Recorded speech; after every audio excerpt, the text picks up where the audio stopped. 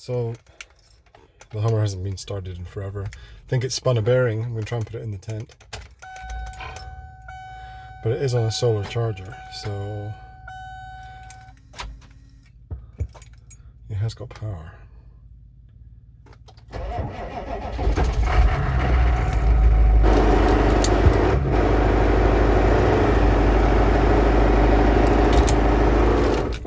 Oh, that sounded rough.